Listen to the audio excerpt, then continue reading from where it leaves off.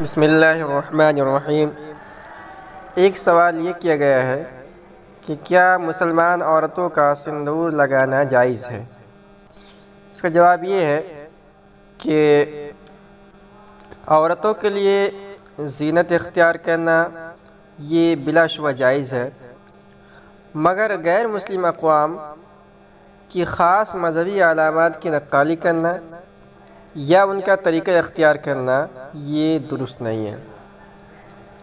حضرت عبداللہ بن عمر رضی اللہ عنہ سے روایت ہے کہ رسول اللہ صلی اللہ علیہ وسلم نے ارشاد فرمایا، من تشبہ بقوم فہو منہم، جس نے کسی قوم کی مشابہت اختیار کی وہ اسی میں سے ہے۔ سندور لگانا یہ ہندو قوم کا مذہبی شعار ہے۔